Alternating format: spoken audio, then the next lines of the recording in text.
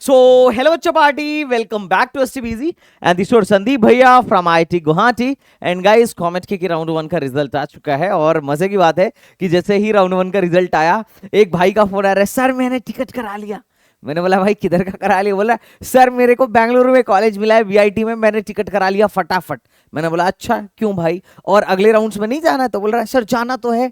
मैंने बोला क्यों, बढ़िया और नहीं चाहिए? लाइक बीएमएस मिल जाए और एमएस रमैया मिल जाए, आरवी मिल जाए, ये सब नहीं चाहिए क्या? बोल रहा भैया वो तो चाहिए लेकिन मैं तो टिकट भी करा ली हूँ। मैंने बोला भाई काई को टिकट करा लिया? बोल रहा है कि भैया अभी मैंने इधर देखा ना, एक इधर reporting to college by candidate, भैया 28 तारीख से लेके 1 तारीख तक रिपोर्टिंग है, तो मैं सोचा भाई पहले ही टिकट करा के पहले रिपोर्टिंग करने पहुंच जाता हूं। बहुत बढ़िया बेटा, तुमने तो ये बढ़िया रिपोर्टिंग का देखा, लेकिन तुमने ये नहीं देखा कि रिपोर्टिंग किसको करना है।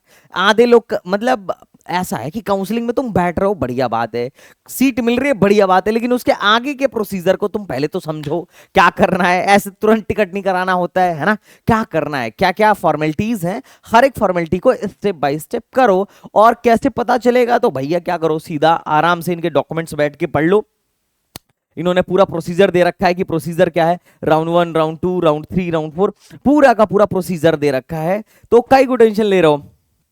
तुम क्या करो, या तो बैठ के पूरा प्रोसीजर पढ़ो, और अगर नहीं पढ़ पा रहे हो तो कोई बात नहीं, संदीप भैया हैं ही, एसटीबीजी चैनल देखते रहो, मोस्ट ऑफ द चीजें तुम्हें यहाँ पर मिल जाएंगी। अच्छा मजे की बात एक और इस साल क्या रही भाई, इस बार कट ऑफ बड़ा लो चला गया है। मैंने देखा भाई काफी लो रैंक तक एडमिशन हो रहा है। अभी पहले ही राउंड में जेएसएस जो है 9000 रैंक तक एडमिशन दे रहा है। एनआई मैसूर काफी नीचे रैंक तक पहले ही राउंड में एडमिशन दे दिया।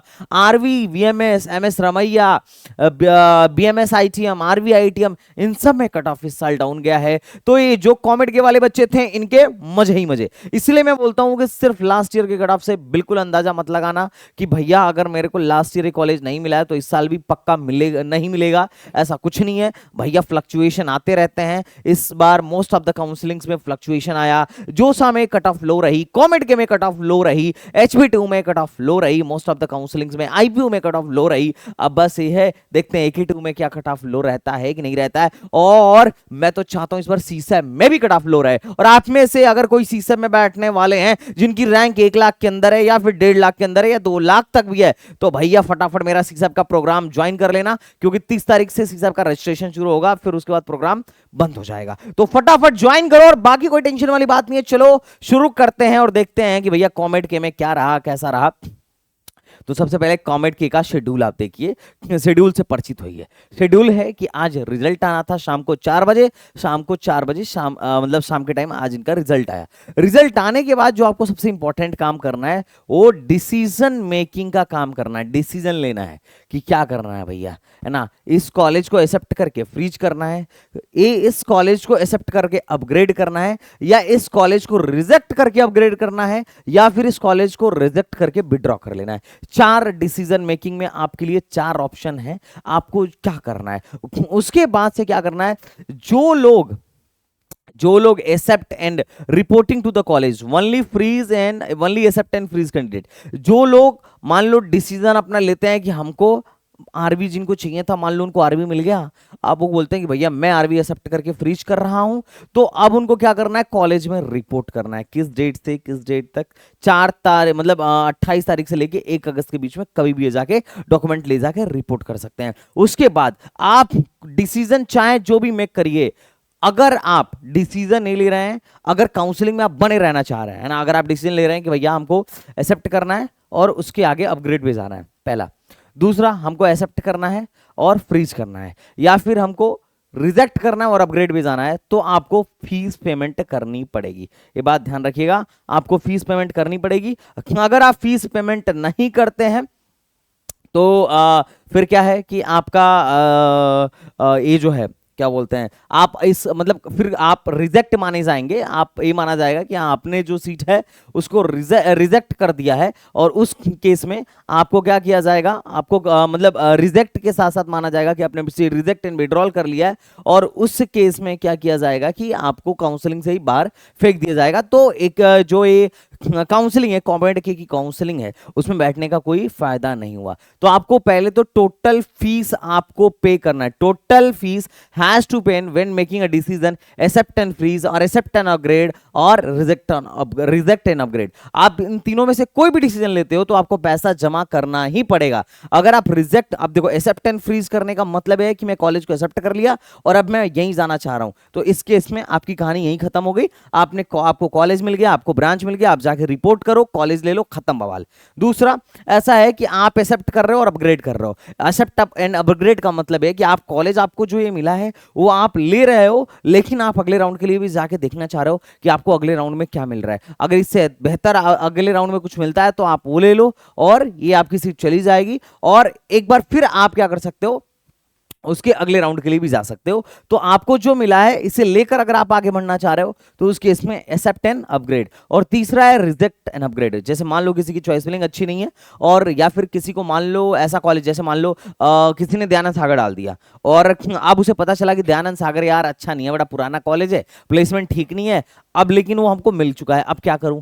अब क्या, अगर तुम चाह रहे हो कि नहीं यार देखो मैं कॉमेडी की काउंसलिंग में बैठना चाह रहा हूं, लेकिन मेरे को एक कॉलेज नहीं चाहिए यार, ये वाला नहीं चाहिए, इसके ऊपर के सारे चाहिए, बस यही नहीं लूंगा, लेकिन मैं आगे आगे के राउंड्स में राउंड 2, राउंड 3, राउंड 4 में जाके चेक करना चाह रहा हूं, ये दयानंद की सागर के ऊपर वाले ना कोई भी मिल जाए मैं ले लूंगा। तो उस केस में अपने को क्या करना है, दयानंद सागर या जो भी पर्टिकुलर कॉलेज है उसको क्या करना है, रिजेक्ट करना है और अपग्रेड में जाना है, मतलब राउंड 2, राउंड 3, राउंड 4 के लिए जाना है। वैसे राउंड 2 जो है अपने लिए है नहीं, और मतलब जनरल वालों के लिए है नहीं, ठीक है। उसके बाद से तो ये सारी चीजें आपको अभी करनी है। अगर इनमें से एक भी चीज आप छोड़ते हो तो आपकी सीट कैंसिल हो जाएगी, या फिर डिफरेंट डिफरेंट तरीके के आपके लिए प्रॉब्लम्स आएंगे। अब किनको क्या करना है क्या नहीं करना है, तो देखो क्या क्या डिसीजन मेकिंग के लिए क्या ऑप्शन है। Accept and freeze. Accept and freeze में आप अगले राउंड में पार्टिसिपेट नहीं करेंगे और सारा का सारा फीस आपको अभी पे करना होगा। एक्सेप्ट एंड अपग्रेड में आप अगले राउंड में पार्टिसिपेट करेंगे और आप टोटल फीस भी, जो अलॉटेड कॉलेज है उसकी टोटल फीस भी आप देने वाले हैं। रिजेक्ट एंड अपग्रेड में आप अगले राउंड में पार्टिसिपेट करेंगे और टोटल फीस अभी आपको पे करना पड़ेगा। ऐसा नहीं है कि आपने रिजेक्ट कर दिया तो आप फीस नहीं पे करेंगे। इसीलिए तो हम लोग बोलते हैं कि काउंसलिंग में सिर्फ वही वही कॉलेज डालना है जिसे आप ले सकते हो, आप उस कॉलेज को डालना ही मत जिसे आप लेने की इच्छा नहीं रखते हो। और लास्ट है रिजेक्ट एंड विड्रॉ। अगर मान लो आपको अभी अभी काउंसलिंग में नहीं बैठना है तो आप रिजेक्ट एंड विड्रॉल क्लिक करके काउंसलिंग से बाहर हो जाओ। अगर आप इनमें से कोई सा भी ऑप्शन क्लिक नहीं करोगे तो आप रिजेक्ट एंड विड्रॉल वाले में ही माने जाओगे। एक बात ध्यान रखिएगा। तो यू हैव टू मतलब you will be considered as reject and withdrawal. तो आपको पहले तो आपको डिसीजन मेकिंग करना है, डिसीजन मेक करना है। जैसे ही रिजल्ट आया डिसीजन बनाना है कि इन चारों में से क्या चूज करना है। उसके बाद आप अगर चौथा छोड़ के बाकी तीनों में से कुछ भी चूज करते हो तो आपको टोटल फीस पेमेंट देनी पड़ेगी। टोटल फीस कितनी देनी पड़ेगी तो डिपेंड करेगा, एक कॉलेज टू कॉलेज डिपेंड करती है। किसी का 3 लाख हो सकता है, किसी का 3,20,000 हो सकता है, किसी का 2,81,000 हो सकता है। अच्छा टेंशन मत लो, विड्रॉल की भी पॉलिसी है। राउंड 3 तक अपन विड्रॉल कर सकते हैं, लेकिन राउंड 4 के बाद अपन लोग विड्रॉल नहीं कर सकते हैं। तो ये बात भी आपको ध्यान में रखना है। विड्रॉल की पॉलिसी है, आप अगर अभी पैसे जमा भी कर देते हो तो राउंड 3 के बाद भी विड्रॉल किया जा सकता है। उसके बाद राउंड 4 के बाद अगर आप विड्रॉल करोगे तो नोटिस भी आपके घर आ सकती है और पूरे 4 साल का बीटेक का पैसा भी आपको देना पड़ सकता है। तो ये ध्यान रखना, ये कॉमेडी की काउंसलिंग को मजाक में मत लेना, बहुत ही ज्यादा हाईली एक्टिव रहना थ्रू आउट द काउंसलिंग। तो ये ध्यान रखना कि क्या करना है ना, टोटल फीस अपने को पेमेंट करना है। फीस क्या है ये आप यहां पर देख सकते हो। अच्छा एडिशनल फीस भी अगर लग रहा है, जैसे कुछ में college providing special skill lab facility फलाना ढमकाना, अगर फीस के अलावा अगर कोई कॉलेज स्पेशल फैसिलिटीज के नाम पर कुछ चार्ज कर रही है तो भी देना पड़ सकता है, ये बात ध्यान रखिएगा। अब थोड़ा सा हम लोग कट ऑफ पे बात कर लेते हैं। अच्छा एक चीज और जो इसमें मैं तुम्हें बताना चाह रहा हूं, बहुत सारे बच्चे मुझसे पूछ रहे थे कि भैया हमने चॉइस फिलिंग गलत कर दी है, क्या अगले किसी राउंड में हम चॉइस फिलिंग चेंज कर पाएंगे क्या। तो देखो टोटल 4 राउंड होने वाले हैं। पहले राउंड में दोनों लोग थे जनरल मेरिट और केकेआर सीट, है ना। ये कर्नाटका रीजन वाले कल्याणा कर्नाटकल रीजन वाले थे। ठीक है, पहले इसको हैदराबाद कर्नाटका रीजन के नाम से अपन लोग जानते थे। तो राउंड वन जनरल मेरिट और केकेआर सीट दोनों पर था। और उसके बाद क्या है, उसके बाद ये है कि राउंड वन के बाद राउंड टू जो होगा हम लोगों के लिए नहीं होगा, वो केकेआर सीट पर ही होगा, जो बची हुई केकेआर सीट है। राउंड थ्री हम लोगों के लिए होगा और इसमें हम लोग चॉइसेस चेंज कर सकते हैं, ये बात ध्यान रखना है ना। Eligible if you are candidate merit and this, इसमें हम लोग क्या कर सकते हैं, चॉइसेस चेंज कर सकते हैं। उसके बाद राउंड थ्री के बाद फिर सीधे राउंड फोर होगा और राउंड फोर के बाद कोई विड्रॉल पॉलिसी नहीं है। राउंड थ्री तक हम विड्रॉल कर सकते हैं। अब देखो राउंड फोर में भी क्या है कि राउंड फोर में eligible candidate make change in choice filling, है ना। अगर रिक्वायर्ड है तो हम क्या कर सकते हैं, चॉइस फिलिंग में चेंज कर सकते हैं। ठीक है, ओके। तो ये है कि आप राउंड फोर स्टार्ट होने से पहले पहले अगर आपको लग रहा है कि नहीं नहीं हमको ये कॉलेज नहीं लेना है, ये कॉलेज हटा देते हैं, तो आप उससे पहले क्या कर सकते हैं, अपने चॉइस फिलिंग में चेंज कर सकते हैं। तो आगे के राउंड्स में भी चॉइस फिलिंग में चेंज हो सकता है, तो don't worry for that. Okay, तो बस यही है कि बस इन बातों का ध्यान रखना है कि हर बार रिजल्ट आने के बाद चेक करना है क्या मिला क्या नहीं मिला, डिसीजन लेना है, टोटल फीस पेमेंट करना है और आगे बढ़ते रहना है। तो ये राउंड फोर तक करना है। राउंड फोर बहुत इंपॉर्टेंट है, राउंड टू तो अब हमारे काम का नहीं है, राउंड फोर ही है हमारे काम का। राउंड फोर बहुत ज्यादा इंपॉर्टेंट है, ध्यान रखिएगा। राउंड फोर कब है, क्यों इंपॉर्टेंट है, क्योंकि राउंड फोर के बाद विड्रॉल नहीं होता है, ऊपर से पेनल्टी अलग से लग जाती है। तो ये बहुत ध्यान से रखिएगा। आगे आपको चॉइस फिलिंग करने का, चॉइस ट्री में चेंज करने का मौका आपको मिलेगा, तो डोंट वरी फॉर दैट। एक बार चेक कर लेना, या तो राउंड टू या फिर सॉरी मतलब या तो राउंड थ्री या फिर राउंड फोर के स्टार्टिंग में आपको कहीं ना कहीं तो आपको चॉइस चेंज करने का मौका मिलेगा। आप एक बार फिर से उसमें चॉइस चेंज कर सकते हो। अब बात करते हैं कट ऑफ पे की, भैया इस साल कॉमेट की कट ऑफ क्या रही। तो देखो वैसे तो बहुत सारे कॉलेज तो बहुत सारे हैं, दो चार का मैं एनालाइज करके तुम्हें दिखाता हूँ और तुम्हें मजा आएगा, तुम्हें लगेगा कि यस कट ऑफ इस बार कॉमेट की काफी लूज आ रही है। देखो यार कॉमेट की चॉइस फिलिंग पे उस टाइम पे वीडियो नहीं बना पाया था, उस टाइम पे बहुत ज्यादा बिजी शेड्यूल था काउंसलिंग को लेकर, बट अभी थोड़ा सा लाइट शेड्यूल है। हालांकि फिर भी एकेडीयू की काउंसलिंग चल रही है तो शेड्यूल तो अभी भी बिजी है, बट फिर भी तुम लोगों के लिए मैं काम करता रहूंगा, डोंट वरी। पहले हम देखते हैं कि कट ऑफ को एनालाइज करते हैं। देख रहे हो सीएससी पिछली बार 193 पर आरवी की बंद हुई थी, अभी पहले ही राउंड में 307 तक चली गई है, सोचो। और इस बार तो एक राउंड और हो रहा है, राउंड फोर तक हो रहा है, तो और लो कट ऑफ जाने की बड़ा हाई पॉसिबिलिटी है। आरवी में देखो मोस्टली सब में क्या इंफॉर्मेशन साइंसेस तो हट गया, है ना। तो ऑलमोस्ट सब में काफी लो रैंक तक एडमिशन हुआ है, कट ऑफ जो है लो गई है। बस ईटीसी वगैरह की जो कट ऑफ्स हैं थोड़ी सी मतलब हाई चली गई है। पिछली बार 1331 तक हुई थी, इस बार 1063 रैंक तक एडमिशन हुआ है। और उसके नीचे सब में कट ऑफ हाई चली गई है, ईटीसी के नीचे सब में कट ऑफ हाई चली गई है। 2024 में 1500 रैंक तक एडमिशन हुआ था और अभी ट्रिपल ई में 1200 पे ही ये बंद हो गया है। उसके अलावा एरोस्पेस, मैकेनिकल, इन सब में थोड़ी सी मतलब मैकेनिकल वगैरह में कट ऑफ आई गई है। बाकी तो बायोटेक और आईएम और सिविल इंजीनियरिंग में कट ऑफ लो गई है। तो ओवरऑल जो हमारी काम की ब्रांचेस थी आरवी में उसमें कट ऑफ लाई गई, उसमें जो कट ऑफ है वो हाई गई है। और वैसे भी आईएससी को जो सीट्स थी वो सारी की सारी सीएससी में चली गई थी। तो एक्सपेक्टेशन ये था कि आईएससी बंद हो रहा है, उसकी सीटें दूसरे ब्रांचेस में कन्वर्ट हो रही हैं, तो कट ऑफ लो जाएगी और उसका इंपैक्ट देखने को मिला भी है। बाकी अगर आप ये देखो कि लास्ट राउंड में आरवी में क्या पिछले साल राउंड थ्री में क्या कट ऑफ रहा था, तो सीएससी मात्र लास्ट ईयर राउंड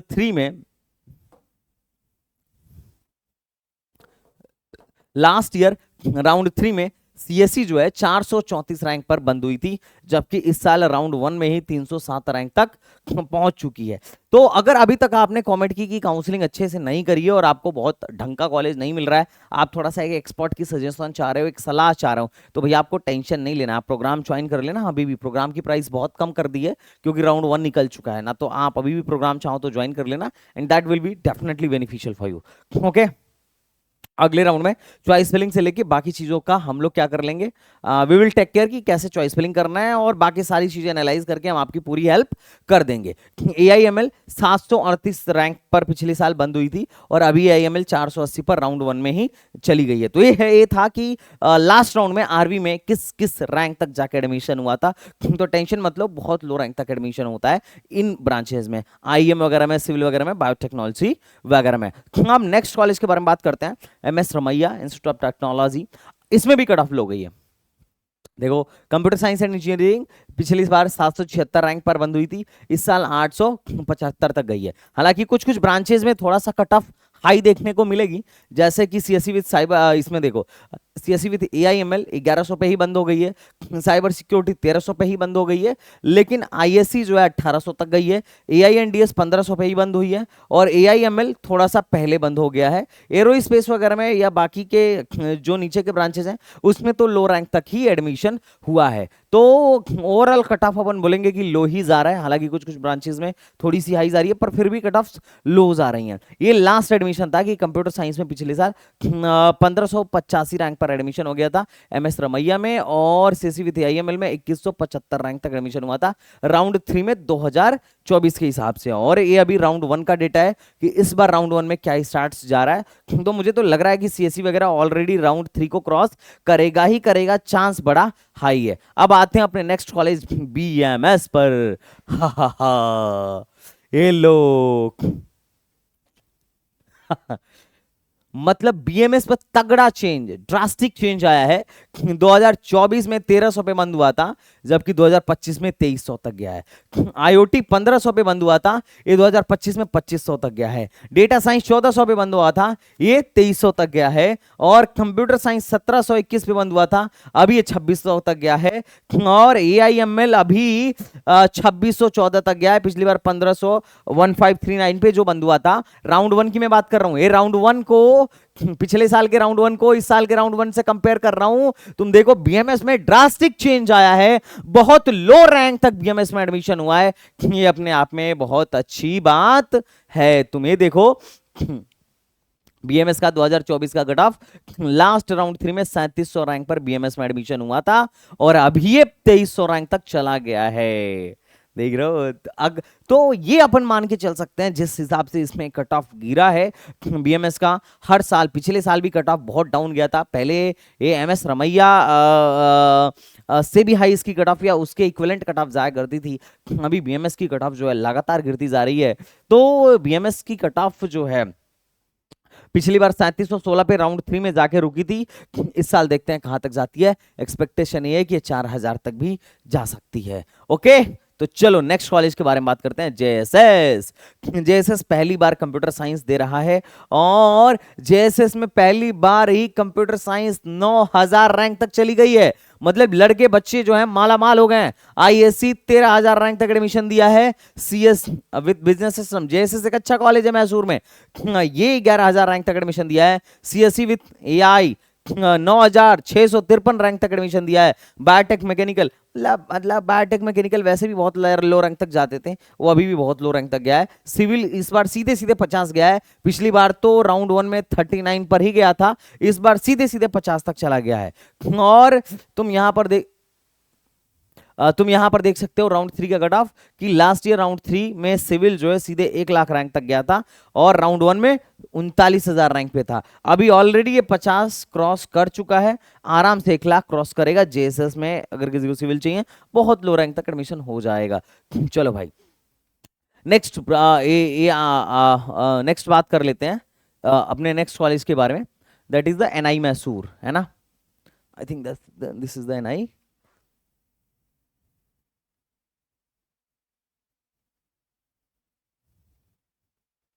एक मिनट। उससे पहले नेक्स्ट कॉलेज के बारे में बात करते हैं, दैट इज दयानंद सागर। दयानंद सागर की अगर मैं बात करूं तो दयानंद सागर का 2000 राउंड वन के 2024 का कंपेयर करते हैं 2025 के राउंड वन से, तो तुम देखोगे कि कंप्यूटर साइंस एंड इंजीनियरिंग 2024 में 2300 रैंक पे बंद हुई थी, अभी सीधे 3600 तक गई है, मतलब काफी लो। एआईएमएल राउंड वन में 27 पे थी, इस बार 42 पे चली गई है। डेटा साइंस 25 पे था 2024 में, अभी 37 पे चला गया है। और साइबर सिक्योरिटी 2800 से सीधे 4200 तक चला गया है। तो दयानंद सागर में इस साल ऑलरेडी काफी लो रैंक तक एडमिशन हो रहा है, और ये 2024 का डेटा है। लास्ट कंप्यूटर साइंस जो है दयानंद सागर में राउंड 3 में 5873 रैंक तक मिला था, और इस बार अभी कंप्यूटर साइंस जो है ऑलरेडी 3600 पर जा चुका है। इसका मतलब यह है इस साल के डेटा से तो ये साफ जाहिर हो रहा है कि राउंड 3 के डेटा को ऑलरेडी क्रॉस करेगा आराम से 5 से 6000 रैंक तक दयानंद सागर में कोर सीएसई मिलने की संभावना है। और रोबोटिक्स में आई ऑलरेडी 5583 पर 5543 पर जा चुका है, और जबकि रोबोटिक्स से आई लास्ट ईयर 11000 मतलब 11500 पर गया था, और पहले राउंड में तो 3600 पे ही अटक गया था। अभी पहले राउंड में 2025 में 5543 तक जा चुका है, ये आराम से 12-13 हजार क्रॉस करने की उम्मीद रखता है। तो अगर किसी की रैंक यहां तक जा रही हो तो आप टेंशन मत लेना। और पहले राउंड में कंप्यूटर साइंस एंड डिजाइन जो है 5232 तक जा चुका है, तो ये ऑलरेडी 10,000 क्रॉस करेगा। पिछले साल भी 10,000 के आसपास था, इस बार डिजाइन जो है 10,000 क्रॉस करने की पॉसिबिलिटी रखता है। तो दयानंद सागर में भी काफी लो रैंक तक एडमिशन हुआ है। तुम देखो काफी ड्रास्टिक चेंज आया है, काफी तेजी से दयानंद सागर का इस साल कट ऑफ गिरा हुआ है। नेक्स्ट कॉलेज की बारे में बात करते हैं, that is the NI Mysore. Mysore में स्थित है कॉलेज। यहाँ पर दो कैंपस हैं, एक नॉर्थ कैंपस जहां पर पूरी सीएस फैमिली है, और एक है साउथ कैंपस जहां पर बाकी के इलेक्ट्रॉनिक्स, इलेक्ट्रिकल, सिविल, मैकेनिकल जैसे ब्रांचेस हैं। अब अगर कंप्यूटर साइंस को अगर मैं कंपेयर करूं तो पिछले साल राउंड वन में 4498 पर था, और अभी 9500 तक चला गया है। 9500 देख रहे हो, मतलब ड्रास्टिक चेंज भाई, बहुत फायदा हो रहा है इस बार बच्चों को। आईएससी तो हट गई यहां से, अब आईएससी की सीट इसमें कन्वर्ट हो गई थी। सीएससी विथ एआईएमएल जो है 5297 वाली सीधे 10,000 रैंक तक पहले ही राउंड में चली गई है। तो बच्चों के मजे ही मजे। ये लास्ट ईयर का कट ऑफ था। सीएससी ऑलरेडी 10,000 तक गया था, और आईएससी 18,000 तक गया था, एआईएमएल 12,000 तक गया था। अब देखो ये 10,000 तक तो ऑलरेडी जा चुका है, तो आराम से 15-16 हजार तक जाने की संभावना रखता है। और ये तो पहले भी, मतलब ये भी लगभग 10,000 के तकरीबन आ चुका है, तो ये भी 12,000 रैंक तक जाने की पॉसिबिलिटी रखता है। तो ये है एनआई मैसूर। तो अब बस आपको यही करना है कि पहले पैसा जमा करना है। ये कुछ टॉप के कॉलेजेस थे जिनके माध्यम से मैं आपको ये बताना चाह रहा था कि इस बार कट ऑफ लूज आ रहा है। और बाकी अगर आप, मैंने वैसे बाकियों का भी क्या कर लिया, चेक कर लिया, like RV ITM, BMS ITM, BIT, इन सब का भी चेक किया, तो कट ऑफ में इस साल बच्चों को फायदा ही नजर आ रहा है। कॉमेड के में इस बार बच्चों को फायदा हो रहा है। जितना ज्यादा काउंसलिंग डिले होता है जनरली, उतना ज्यादा बच्चों को फायदा होता है। अब रिफंड पॉलिसी के बारे में बात कर लेते हैं, ध्यान से देखना है ना। आओ थोड़ा रिफंड पॉलिसी देख लेते भाई। एकदम रिफंड पॉलिसी इनकी बड़ा सिंपल है। ऐसा है कि देखो, अगर कोई व्यक्ति अभी के टाइम में रिजेक्ट एंड विड्रॉल ऑप्शन मारता है, तो फिर तो मतलब अगर कोई व्यक्ति जो है ऐसा है कि मान लो अभी वो सीट रिजेक्ट करता है और अपग्रेड करता है, ठीक है, रिफंड कब कब लेने की जरूरत पड़ेगी? अभी मान लो ऐसा मैंने कर लिया कि भाई सीट ले लिया और मैं अपग्रेड के लिए गया, सीट लिया और अपग्रेड के लिए गया, और आगे मुझे मेरे मन की सीट नहीं मिली, तो अगर मैं विड्रॉल मारता हूं तो पूरी फीस, जितना मैं कॉलेज का टोटल फीस दे रहा हूं वो जमा करना हो, वो मेरी वापस आ जाएगी। जो भी कन्वीनियंस कॉस्ट होगा वो कटेगा। सिंपल लॉजिक, ठीक है। लेकिन कब तक मैं रिफंड मार सकता हूं? तो चौथे राउंड से पहले रिफंड मार सकता हूं, ठीक है। राउंड 3 तक मैं क्या कर सकता हूं, आराम से रिफंड मार सकता हूं। पहला, अगर मेरे को अभी सीट मिली है, मैं उसे एक्सेप्ट करके आगे बढ़ रहा हूं, तो मैं राउंड 3 तक आराम से रिफंड मार सकता हूं। चौथे राउंड के बाद मैं क्या नहीं कर सकता, रिफंड नहीं मार सकता। दूसरा केस क्या बनता है कि एक व्यक्ति है, अभी वो सीट रिजेक्ट कर रहा है और आगे जा रहा है। अब आगे वो जा रहा है, तो मान लो अगले राउंड में उसको क्या मिला, कोई सीट मिला, लेकिन उसे लग रहा है कि ये सीट बेकार है, मेरे को अब आगे बढ़ना ही नहीं है, काउंसलिंग से बाहर जाना है, तो भी वो क्या कर ले, विड्रॉल मार ले, पैसे वापस, ठीक है। मान लो राउंड 2 में या राउंड 3 में, मतलब राउंड 4 से पहले वो जब विड्रॉल मारना चाहे मार ले, पैसे वापस। मान लेते हैं कि अगर वो राउंड 4 तक भी बैठ गया लेकिन उसे कुछ मिला ही नहीं, क्योंकि अभी तुम रिजेक्ट भले ले रहे हो, रिजेक्ट और अपग्रेड पर भले डिसीजन अपना बना रहे हो, लेकिन अगर मान लो राउंड 4 के बाद भी सीट नहीं मिला तो जो हम पैसे दे रहे हैं उसका क्या, तो वो पैसे भी तुम्हारे वापस, लेकिन अगर सीट नहीं मिलेगा तब। लेकिन अगर सीट मिल गया तो पैसा वापस नहीं है, वहीं पढ़ना पड़ जाएगा, ध्यान रखना। तो उस हिसाब से राउंड 4 में जाने से पहले अपनी चॉइस को मॉडिफाई कर लेना, वरना पछड़े में पड़ जाओगे, लीगल नोटिस अलग से आ जाएगी कि पूरे 4 साल का पैसा भरिए, ये बात ध्यान रखना। तो रिफंड पॉलिसी एकदम क्लियर है। अब आपको आप पे डिपेंड करता है कि आप काउंसलिंग कितना स्मार्टली करते हो, किस तरीके से आप इसको यूटिलाइज करते हो। तो आई होप कमेंट की काउंसलिंग से रिलेटेड जितनी क्वारीज थी आपकी सारी क्लियर हो गई होंगी। और मैं फिर से बोल रहा हूं भैया, टिकट अभी नहीं कराना है, टिकट फ्रीज करने के बाद कराना है। बात समझ में आई क्या? तो चलो फिर मिलते हैं नेक्स्ट वीडियो में, तब तक के लिए बाय बाय, टाटा एंड जय Hind, thank you so much. इसके अलावा भी अगर कमेंट के से रिलेटेड कोई प्रॉब्लम हो तो आप कमेंट बॉक्स में बता दीजिएगा, संदीप भैया will definitely help you. Okay bye bye.